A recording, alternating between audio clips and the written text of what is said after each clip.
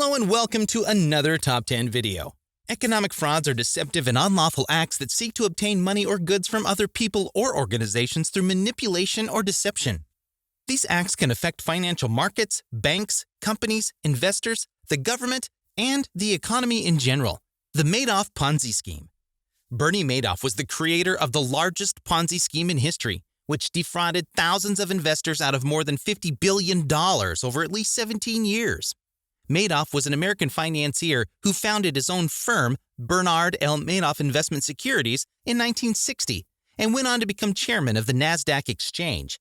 His firm was one of the largest market makers, i.e. intermediaries between buyers and sellers of stocks, and offered exceptional returns to its clients. However, it was all a sham that collapsed with the 2008 financial crisis when investors tried to withdraw some $7 billion and Madoff could not find the money to cover it.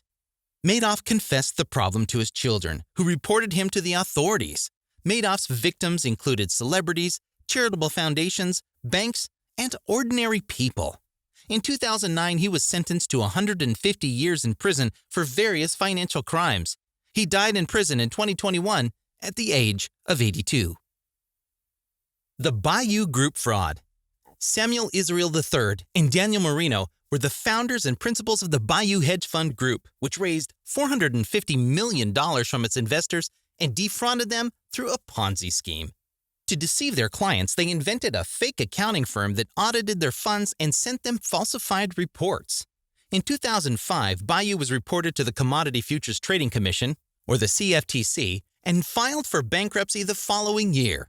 Israel and Marino pleaded guilty to fraud and were each sentenced to 20 years in prison and ordered to repay $300 million. The shocking case of Enron. The Enron fraud was a case of accounting and financial manipulation that was uncovered in 2001 and led to the bankruptcy of the U.S. energy company Enron, which was one of the largest in the world.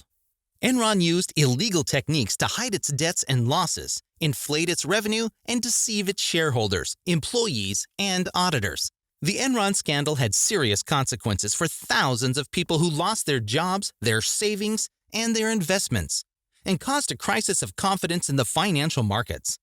The main perpetrators of the case were Ken Lay, founder of Enron, and Jeff Skilling, former CEO. Both pleaded not guilty and insisted that they had no knowledge of the fraudulent transactions.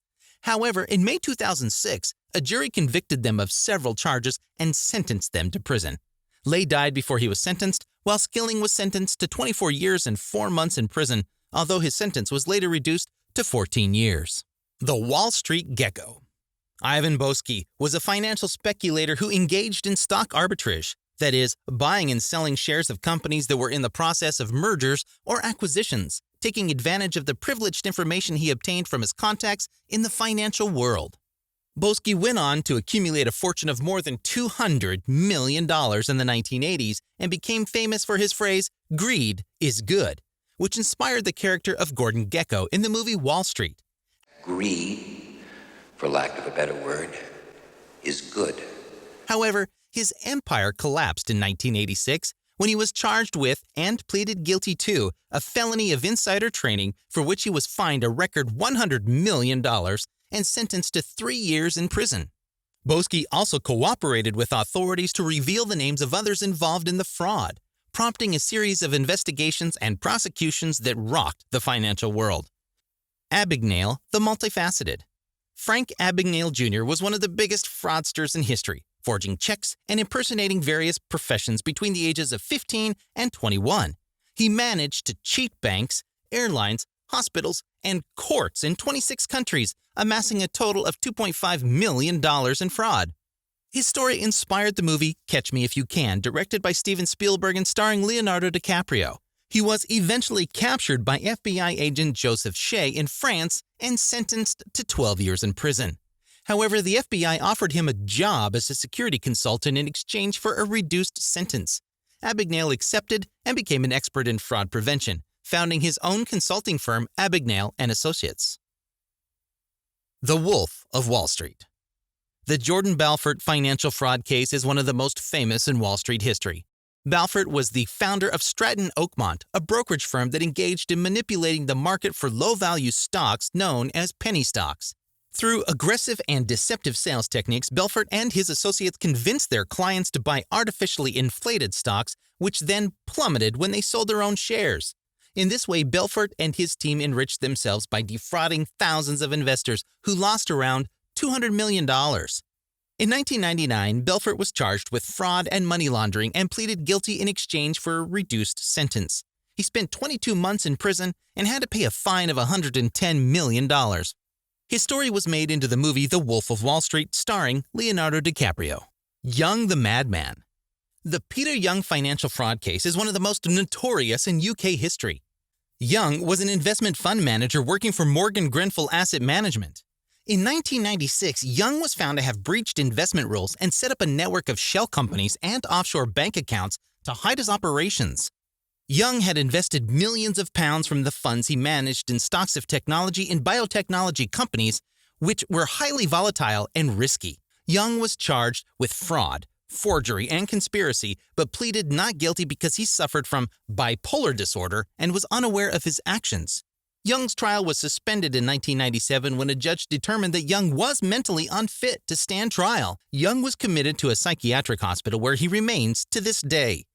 The WorldCom case. The WorldCom financial fraud case is one of the biggest accounting scandals in history. WorldCom was a telecommunications company founded by Bernard Ebbers in 1983, which grew rapidly by acquiring other companies in the industry. By 2000, WorldCom was the second largest telecommunications company in the United States, with a valuation of $180 billion. However, in June 2002, it was discovered that WorldCom had inflated its revenues and concealed its losses by manipulating its financial statements. This accounting fraud was orchestrated by CEO Ebbers, CFO Scott Sullivan, and senior accountant David Mayers. The legal consequences of the fraud were severe for those responsible and for the company. Ebbers was sentenced to 25 years in prison for 9 felonies, including conspiracy, fraud, and false documentation. Sullivan received a 5-year prison sentence for being the architect of the fraud. Mayers was sentenced to 1 year and 1 day in prison for falsifying accounting records. WorldCom filed for bankruptcy in July 2002 and reorganized under the name MCI, which was acquired by Verizon in 2006. Luckin Coffee fraud. The Luckin Coffee financial fraud case concerns the U.S. Securities and Exchange Commission's or SEC indictment against the Chinese coffee retailer for misrepresenting its financial statements between April 2019 and January 2020. According to the SEC, Luckin inflated its revenue by more than $300 million through sham-related party transactions and concealed the fraud by inflating its expenses by more than $190 million, creating a fake database and altering accounting and banking records. Luckin agreed to pay a fine of $180 million to settle the charges. Luckin was delisted from the NASDAQ in June 2020 and replaced most of its senior management and other employees implicated in the fraud. The case was also investigated by the China Securities Regulatory Commission, or the CSRC, which imposed a fine of 100,000 won on the main perpetrator of the fraud, Liu Zhengyao, Luckin's former chairman. Liu Zhengyao was sentenced to 4 years in prison by a Chinese court in October 2021 for his role in the scandal. FTX fraud. The FTX financial fraud case is one of the most recent and high-profile in the world of cryptocurrencies. FTX was a digital asset exchange platform founded by Sam Bankman-Fried, a young American entrepreneur who became one of the richest in the industry. However, in November 2022, FTX filed for bankruptcy and Bankman-Fried was arrested in the Bahamas, charged with 8 crimes by the U.S. judiciary. According to the investigation, Bankman-Fried and his associates used FTX clients' funds as their own private ATM to cover debts, buy properties, and finance political campaigns. They also concealed the company's financial problems and misled investors about the value and safety of its products. The case has generated a huge impact on the cryptocurrency market and has highlighted the need for greater regulation and transparency in the sector. And that's all for today. My mind hurts just thinking about some of these frauds, sanctions, years in prison, and so many people affected. Money brainwashes some people. Would you commit financial fraud for any amount of money? Let us know below in the comments.